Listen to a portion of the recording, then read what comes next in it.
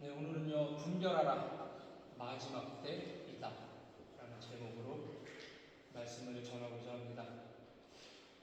우리들은 언제나 생각을 하면서 살아갑니다. 그쵸? 잠시라도 생각을 멈출 수 있을까요? 생각을 멈춰야지. 아무 생각하지 말아야지 라고 생각하고 있죠. 네, 그래서 항상 생각을 하면서 살았죠. 우리의 생각은요, 사람마다, 성향마다 다 다르죠. 모든 사람들이요, 세세한 부분까지 전부 동일할 수 없어요. 각자가 처한 상황이나 생각이나 환경과 그들이 갖고 있는 기질과 가치관들 전부 다르기 때문입니다. 이것은 그리스도인들에게도 마찬가지예요. 그리스도인들도 매일 인간이기 때문에 생각을 하는 사람입니다. 생각하지 않는 사람은 없습니다. 그런데 그리스도인들의 생각의 기준은 무엇입니까? 모두가 동일하죠. 알고 있어야 됩니다. 성경입니다. 왜 성경이 우리의 생각의 기준이 됩니까? 성경을 하나님의 말씀이다라고 믿기 때문입니다. 성경이 살아계신 하나님의 말씀이라고 확신하고 하나님의 말씀이 바로 이 성경이다라고 믿으며 살아가는 사람들은 언제나 자신의 생각과 판단의 기준이 내가 아닌 성경이 됩니다. 성경적으로 생각하고 하나님이라면 이런 상황에서 나한테 무슨 말씀하셨을까? 어떻게 하셨을까? 예수님이라면 어떻게 행동하셨을까? 하고 생각하고 답을 구할 거예요. 굳이 이렇게 고민하지 않고 항상 행동마다 그냥 무심코 했는데 그 사람의 행동들이 모두 성경적이라면 그 사람은 아마도 성경이 굉장히 충만한 사람이구나. 이미 성경의 모든 가르침들이 자기 안에 동화된 사람일 거예요. 여러분은 어떤 생각을 하시면서 살아가십니까? 여러분들이 갖고 있는 가치관들은 얼마나 성경적입니까? 아마 많은 사람들이 착각 속에서 살아가고 있다고 저는 생각을 합니다. 왜 착각하고 있다고 생각을 하느냐? 대부분이 교회에서 제대로 배우지 못했다고 확신하기 때문입니다. 아니요, 교회가 제대로 가르치지 않았기 때문이다 라고 생각을 합니다. 그래서 저는요, 더 마지막 때가 오기 전에 이 말씀을 꼭 드리고자 합니다. 제가 요즘요, 전 세계의 정서를 바라볼 때 어떤 생각을 하는 줄 아시나요? 정말 90년대 초부터 지겹게 듣던 말씀, 마지막 때다. 지금은 마지막 때다라는 말씀이 직접적으로 이제 와닿고 있어요. 정말로 진짜 마지막 때가 됐구나 하는 생각을 합니다. 자, 왜 진짜 마지막 때라고 제가 생각을 하는지 오늘 말씀을 통해 나눠보자 해요. 자, 오늘 본문인 고린도서 6장 14절부터 18절까지의 말씀 이렇게 시작합니다. 너희는 믿지 않는 자와 멍에를 함께 매지 말라. 의와 불법이 어찌 함께하며 빛과 어둠이 어찌 사귀며 그리스도와 벨리알이 어찌 조화되며 믿는 자와 믿지 않는 자가 어찌 상관하며. 이 말씀은 교회와 성도들에게 주신 강력한 말씀입니다. 함께하지 말아라. 다시 말하면 분별하라라는 거예요. 그런데 오늘날 교회는 이 명령을 점점 잊어가고 있다는 거죠. 세상은 점점 혼탁해지고요. 거짓과 진리가 뒤섞이고 악이요 선의 이름으로 포장되는 시대가 되었습니다. 그런데 교회는요, 그 속에서 어떤 스탠스를 취하느냐? 사랑과 용서라는 이름으로 모든 것을 용납하려 하고 있습니다. 물론 성경이요, 우리에게 뭐라고 말씀하십니까? 예수님이 원수를 사랑하라 라고 말씀하셨습니다. 하지만 성도 여러분, 그 사랑의 명령이 분별의 명령을 대신하지 않습니다. 사랑의 진리를 대체할 수는 없어요. 오늘 하나님이요, 우리에게 반드시 분별하라고 명령하셨습니다. 그러면 교회는요, 어떻습니까? 당연히 이단 사상과 함께 할 수 없어요. 본문 14절에 너희는 믿지 않는 자와 멍에를 같이 매지 말라라고 말씀하셨죠. 멍에를 함께 맨다는 게 뭡니까? 멍에. 소 코에 소뚜레 하죠. 그 소가 이렇게 멍에를 매고 있는 거잖아요. 근데 농사를 질 때 요즘은 경운기랑 콤바인 막 좋은 거 쓰지만 옛날에 농사 지을 때는 어떻습니까? 소가 멍에를 하고 뒤에 밭을 갈아엎었잖아요. 그런데 서로 생각이 다른 사람이 같은 멍에를 묶고 있으면 한 방향으로 갈 수 있을까요? 이 말씀을 한 거죠. 멍에를 함께 맨다라는 건 목적을 향해서 같이 나아간다는 거거든요.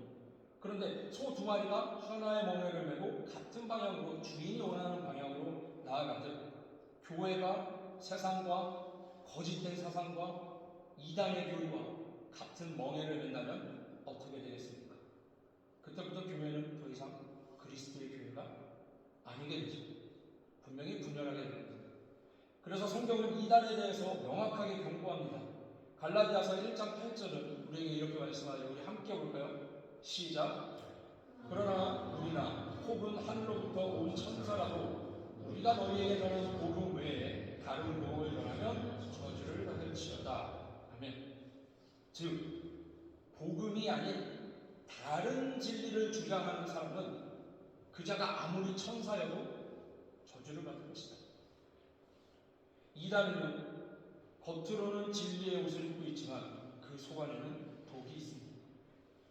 베드로후서 2장 1절에서 베드로 사도는 이렇게 말씀합니다.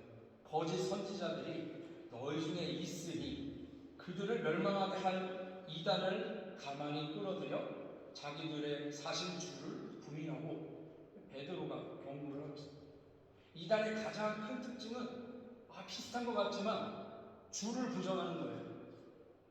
그래서 이단들을 보면 다들 우두머리가 뭐래요? 다들 재림예수예요. 다들 재림예수. 대한민국에 한 30몇 명의 재림예수가 있는 것으로 추정을 하고 있는데 정말 심각한 거죠. 그런데 그 사람들이 말로는 성경, 같은 성경을 보고 예수를 말하지만 그 예수가 누구예요? 성경의 예수가 아니에요. 그들의 예수는 인간의 욕망을 채워주는 도구가 되어버렸습니다. 그들의 성경과 기도는 점을 치는 도구에 불과할 정도로 전락하고 있어요. 기복신앙, 성공신앙, 자기개발신앙 등등 모두 그 뿌리를 거기서 찾을 수 있어요. 그래서 교회는 이런 사람과 함께 할 수 없다는 겁니다. 왜냐하면 교회의 머리는 오직 예수 그리스도이시며 그분 외에 또 다른 진리를 세울 수 없기 때문입니다. 진리와 거짓은 공존할 수 없습니다. 어둠이요 빛과 함께 있을 수 없듯이 복음은 이단과 결코 함께할 수 없어요. 이처럼 교회는요 악의 영과 함께할 수 없는 존재입니다. 오늘 본문 15절 이렇게 말씀합니다. 우리 함께 보겠습니다. 다음 거 한번 보여주세요. 네, 시작. 그리스도와 벨리알이 어찌 그러냐며 믿는 자와 믿지 않는 자가 어찌 승분하며. 자, 여기서 쓰인 벨리알, 이 단어는 사탄을 상징하는 단어예요. 성경은요 교회가 악의 영, 곧 사탄의 세력과 결코 조화될 수 없다고 단호하게 말씀합니다. 여러분, 사탄은 누굽니까? 사탄은 어떻습니까? 무슨 일을 합니까? 언제나 하나님의 일을 방해하는 존재입니다. 요한복음 8장 44절에서 예수님은 이런 표현을 하셨어요. 너희는 너희의 아비인 마귀로부터 태어났다. 그래서 너희 아버지한테 배운 대로 욕심대로 너희도 행하고자 한다. 마귀는 처음부터 살인한 자요 진리가 그 속에 없으므로 진리에 서지 못하고 거짓을 말할 때마다 제 것으로 말하느니 이는 그가 거짓말쟁이요 거짓의 아비가 되었습니다 라고 말씀하거든요. 사탄은 곧 거짓의 아비, 사탄의 본질은 곧 거짓이라고 예수님이 말씀을 하셨습니다. 이렇게 사탄은 언제나 거짓된 말로 성도들을 미혹합니다.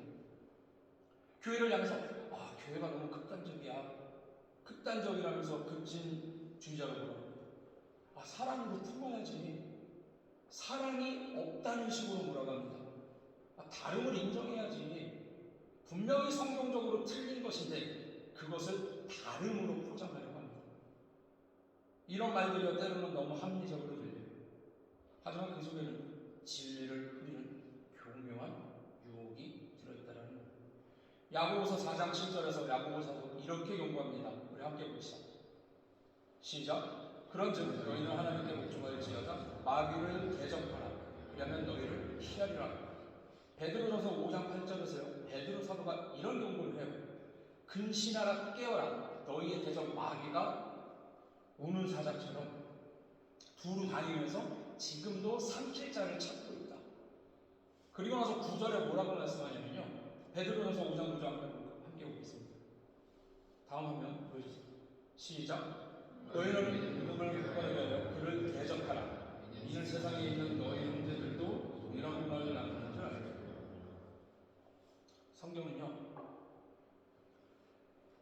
사탄을 사랑하라고 하지 않습니다. 분명히 사탄을 대적하라고 명령합니다. 교회는요, 사랑의 공동체지만 동시에 영적 전쟁의 공동체예요.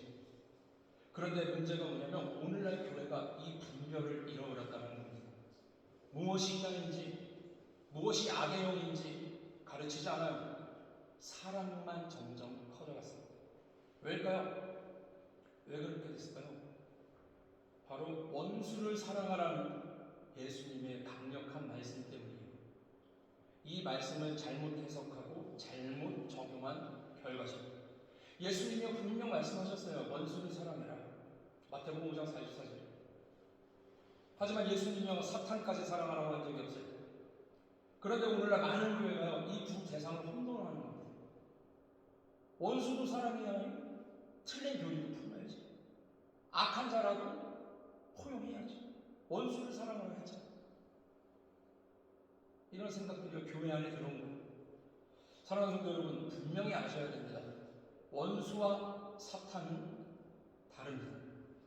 구별하고 분별해야 돼요. 원수는 누굽니까? 그러면 원수. 여러분의 원수는 누구입니까? 나 개인에게, 나의 개인사에 상처를 준 사람이에요. 나에게 피해를 입힌 사람이겠죠. 그러면 사탄은 누굽니까? 하나님의 나라를 무너뜨리려는 영적인 존재. 성경은 원수를 사랑하라고 하지만 사탄을 향해서는 분명히 뭐라고 말씀하셨습니까? 대적하라라고 말씀하셨습니다. 야고보서의 말씀과 베드로전서의 말씀을 보았죠. 그러므로 교회가요, 사랑이라는 이름으로 분별을 멈추는 것, 이거는 성경적인 사랑이 아니에요. 대적함을 멈추는 것은 성경적이지 않습니다. 그것은 잘못된 사랑이며 미혹된 사랑이죠. 친아들이 잘못된 길로 가고 있는데 징계하지 않고 방치하는 것은 사생하다라고 히브리서에서 말씀하죠. 사랑이 없는 거라라고 말씀드립니다. 요한일서 4장 1절에 분명히 우리에게 이렇게 말씀합니다. 우리 요한일서 4장 1절 함께 보겠습니다. 시작. 사랑하는 자들아, 영을 다 믿지 말고 오직 영들이 하나님께 속하였나 분별하라. 많은 거짓 선지자가 세상에 나왔습니다. 하나님은 우리에게 모든 영을 사랑하라 라고 하지 않았습니다. 분별하라고 말씀하셨어요. 그러면 왜 분별이 오늘날 그렇게 중요합니까? 영적 전쟁의 연속이기 때문이에요. 사랑하는 성도 여러분, 지금은요, 분별이 정말로 절실히 필요한 시대입니다. 오늘날 세상은요, 진리와 거짓이 완전히 뒤죽박죽이 되어 있습니다. 예수님이요, 마태복음 24장에서 마지막 때의 모습을 묘사하시거든요. 마태복음 24장에. 그때 뭐라고 말씀하시냐면 많은 거짓 선지자가 일어나 많은 사람을 미혹하게 하리라 라고 경고를 하셨습니다. 지금이 바로 그때입니다. 거짓된 사상과 세속적인 가치가 교회 안으로 들어왔습니다. 교회는 세상과 좋아해야지, 좋아하게 살아야지, 다양성을 존중해야지, 포용하는 게 곧 복음이지. 예수님도 그들을 다 품어줬을 거야. 또 여기에 한술 더 떠서 꼭 예수를 믿지 않아도 구원받을 수 있다. 이런 말들이 얼마나 달콤합니까? 그래서 생각하고 분별해야 되는 거예요. 진리를 흐리고 있다면 우리는 그 달콤한 말들을 거절해야 될 겁니다. 그리고 또 더 나아가서 오늘날요, 사상이 종교와 교회를 억압합니다. 바른 말을 하고요, 옳고 그름을 성경적으로 분별하는 교회를 향해서 꽉 막힌 꼴통들이라고 손가락질해요. 교회가 저렇게 사랑이 없고, 교회가 저렇게 꽉 막혀 있어. 그리고 또 어떻습니까? 전 세계적으로 보면 공산주의와 사회주의가 교회를 억압합니다. 여러분, 공산주의와 사회주의 있잖아요. 이 두 사상의 뿌리는요, 유물론적 무신론에서 출발했어요. 처음부터 신을 부정하는 사상에서 출발을 했어요. 그것이 사회주의와 공산주의의 근본입니다.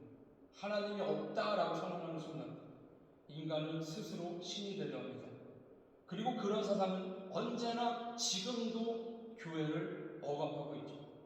중국에서는요, 지금도 목회자들이 감옥에 갇히고 선교사들이 선교활동 하다가 걸리면 좋으면 추방되는 거고 나쁘면 구금되죠. 북한에서는 어때? 복음을 전하는 이들이 처형을 당하죠. 중동 지역에서는 예수를 믿는다는 이유로 가족에게 버림받거나 심한 경우는 어떻게 됩니까? 그들은 명예살인이라는 걸 허용하죠.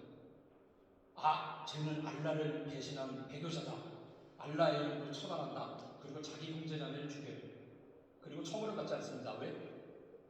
명예로운 살인을 했기 때문에. 제 친구 중에요, 초등학교, 중학교를 같이 나온 친구 목사님이 있어요. 지금 뉴질랜드에서 무슬림들을 상대로 전도하는 그 선교사님 활동을 하고 계신데 정말 대단합니다. 한 달에 한 번씩 선교 편지가 와요.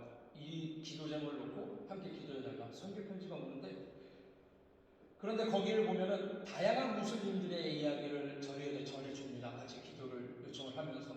그런데 재밌는 건 모든 무슬림들의 이름이 풀네임이 없어요. 그냥 A, S 이렇게 표현을 해요. 이니셜로. 혹시라도 유출돼서 정체가 드러나면 무슨 병을 당할지 모르기 때문이에요. 또 저와 예전에 대학원에서 같이 공부했던 터키 사람이 있어요. 제 친구인데 지금은 목사님이거든요. 터키에서 비일비에 복음을 전하고 있어요. 활동을 하고 있는데 한국어를 진짜 엄청 잘해요. 이분의 외갓집이, 이 목사님의 외갓집이요, 바울 시대 때부터 그 소아시아 터키 지역에서 그리스도인이었던 집안이에요.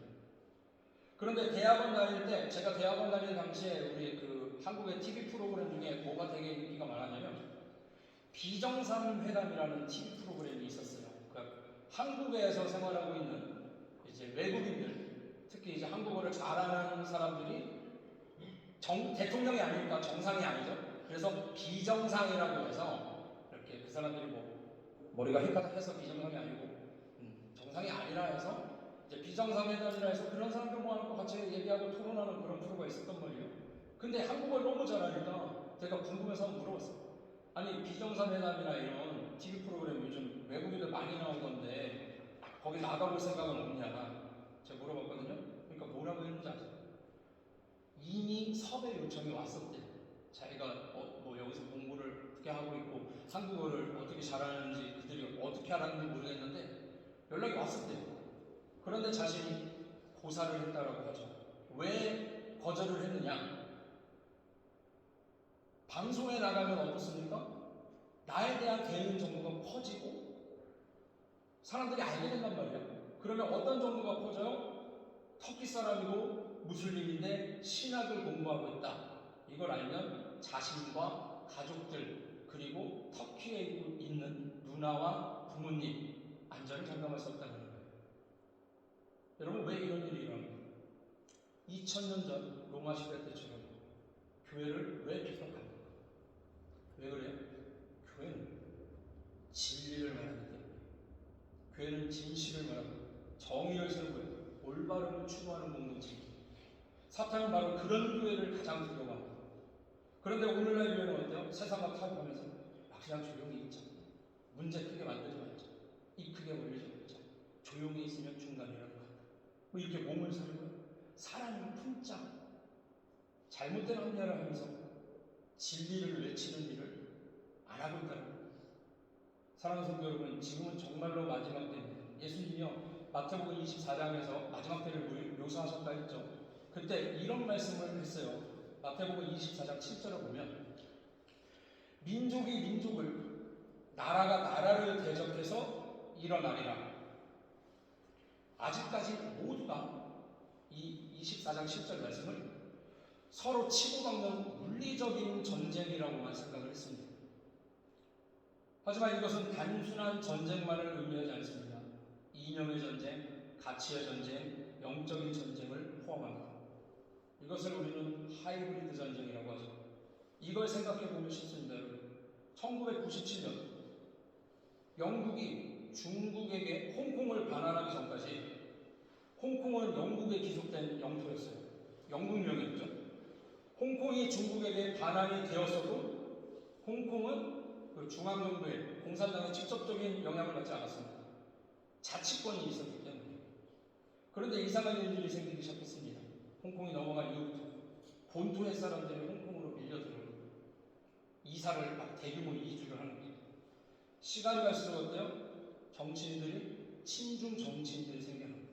자유민주주의를 맛보던 홍콩에서 자유민주주의를 외치는 세력들이 죽어갔어요. 애초에 홍콩 안에도 친중 성향의 사람들이 많았을 겁니다.